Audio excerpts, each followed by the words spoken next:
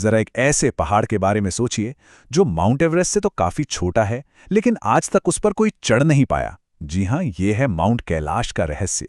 आज हम इसी की कुछ ऐसी परतों से पर्दा उठाएंगे जो साइंस और आस्था दोनों को सोचने पर मजबूर कर देती हैं। तो सवाल यही है ना, कि आखिर कैलाश में ऐसा क्या खास है, ऐसा क्या है जो दुनिया के सबसे ऊंचे पहाड़ों को भी पहुंच के मामले में पीछे छोड़ लेता है। चलिए जरा आंकड़ों पर एक नजर डालते हैं।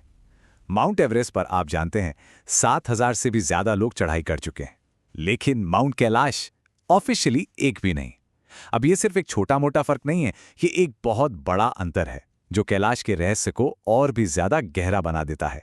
तो चलिए अब बात करते हैं इसके सबसे हैरान कर देने वाले रहस्य की, एक ऐसी मान्यता की जिसके हिसाब से कैलाश पर समय की रफ्तार बदल जाती है। कुछ साल पहले की बात है, दुनिया के कुछ जाने माने माउंटेनियर्स ने कैलाश पर चढ़ने की ठानी। उन्होंने चढ़ाई शुरू भी की, पर कुछ ही देर बाद वो सब वापस लौट आए, और उनके पास जो कहानी थी ना, वो किसी के भी होश उड़ाने के लिए काफी थी। उन्होंने नोटिस किया कि उनके बाल और नाखून बहुत ही तेजी से बढ़ रहे थे। मतलब इतनी तेजी से कि ऐसा लग रहा था मानो वो कुछ घंटों में ही सालों बूढ़े हो गए हों। उनके लिए जैसे टाइम ही फास्ट फॉरवर्ड हो गया था। और इसका नतीजा जानते हैं क्या हुआ? उस कोशिश के 1 साल के अंदर अंदर वो पूरी की पूरी टीम रहस्यमयी तरीके से मर गई। बात यहीं खत्म नहीं होती। मशहूर पर्वतारोही राइनहोल्ड मेसनर तक ने इस पर चढ़ने से साफ मना कर दिया। फिर 2001 में एक चाइनीज हेलीकॉप्टर मिशन को अचानक इतने खराब मौसम का सामना करना पड़ा कि उसे रद्द करना पड़ा, और इसी के बाद चीन ने कैलाश पर चढ़ाई को ऑफिशियली बैन कर दिया। अच्छा, इंसानी अनुभवों से हटकर अगर देखें तो यह पहाड़ खुद भी बड़ा अजीब है। इसकी कुछ ऐसी ज्योग्राफिकल खासियतें हैं जिनका कोई लॉजिकल जवाब ही नहीं है। माउंट कैलाश के ठीक नीचे 2 झीलें हैं, और दोनों एक दूसरे से बिल्कुल उल्टी हैं, जैसे दिन और रात।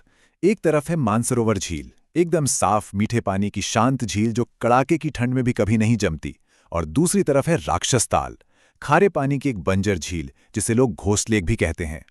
और इससे भी ज्यादा अजीब बात सुनिए, कैलाश का जो दक्षिणी हिस्सा है, जिस पर सबसे ज्यादा धूप पड़ती है, वहीं पर सबसे ज्यादा बर्फ भी जमी रहती है।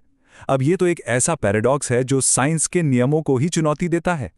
बहुत से लोग कैलाश को एक्सिस मुंडी मानते हैं, यानी दुनिया का केंद्र, एक ऐसी जगह जहां धरती और आकाश मिलते हैं, एक ऐसा पॉइंट जहां से माना जाता है कि दुनिया भर की एनर्जी बहती है। और ये बात तब और भी पुख्ता हो जाती है जब पता चलता है कि माउंट कैलाश से स्टोनहेंज की दूरी ठीक 6,666 किलोमीटर है। और कमाल की बात यह है कि इतनी ही दूरी नॉर्थ पोल की भी है। तो क्या ये सिर्फ एक इत्तेफाक है, या फिर ये किसी गहरे अनदेखे कनेक्शन की तरफ इशारा कर रहा है? चलिए अब रहस्य की एक और परत खोलते हैं। बात करते हैं उन अजीबोगरीब एनर्जी और ताकतों की जिनके बारे में कहा जाता है कि वो इस इलाके में मौजूद हैं।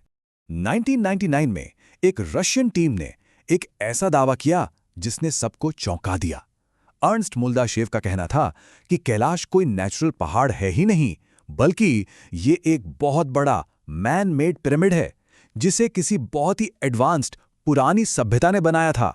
उन्होंने अपनी किताब में लिखा है कि रात में वहां 7 अलग अलग रंगों की रोशनियां दिखती हैं, और पहाड़ के अंदर से अजीब वाइब्रेशंस और आवाजें भी आती हैं। और इंटरेस्टिंग बात यह है कि 1938 में हिटलर ने भी इन्हीं एनर्जी सोर्सेज पर रिसर्च करने के लिए एक टीम भेजी थी।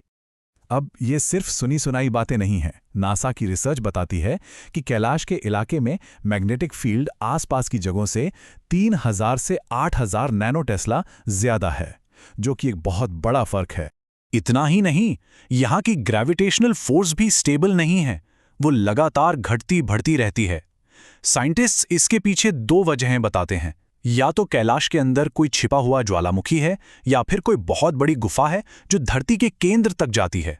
और ये गुफा वाली थ्योरी धार्मिक मान्यताओं से भी मिलती जुलती हैं, जिनमें कैलाश के अंदर एक छिपे हुए शहर का जिक्र है।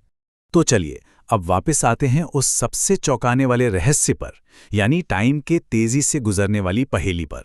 साइंटिस्ट के पास इस तेजी से उम्र बढ़ने वाली घटना के लिए 3 थियरीज हैं। पहली कि वहां की तेज यूवी किरणें स्किन सेल्स को डैमेज करती हैं। दूसरी कि ज्यादा ऊंचाई और कम ऑक्सीजन की वजह से शरीर का मेटाबॉलिज्म काफी तेज हो जाता है। और तीसरी थ्योरी ये है कि वहां का powerful magnetic field human hormonal system पर असर डालता है, जिससे ग्रोथ तेजी से होने लगती है। इन सब साइंटिफिक बातों से अलग कैलाश का एक बहुत गहरा आध्यात्मिक पहलू भी है।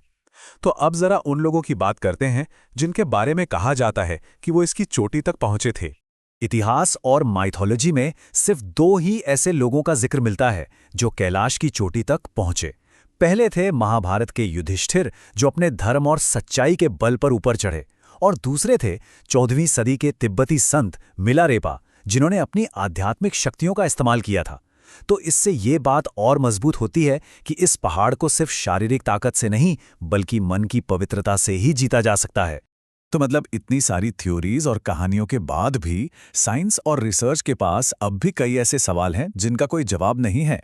कई सवाल आज भी सवाल ही हैं, जैसे कि इस पूरे एरिया को एक स्ट्रिक्ट नो फ्लाई जोन क्यों बनाया गया है, या ये एक एक्टिव जोन में है फिर भी माउंट कैलाश के आसपास कभी भूकंप क्यों नहीं आया, और सबसे बड़ा सवाल, क्या सच में इसके अंदर एक खोखली जगह है जहां कोई छिपी हुई सभ्यता रहती है। तो आखिर है क्या माउंट कैलाश? एक कुदरती अजूबा, एक पुराना पिरामिड, या फिर किसी दूसरे डायमेंशन में जाने का रास्ता? सच जो भी हो, वो शायद हमेशा के लिए इसकी बर्फ में ही दफन रहेगा।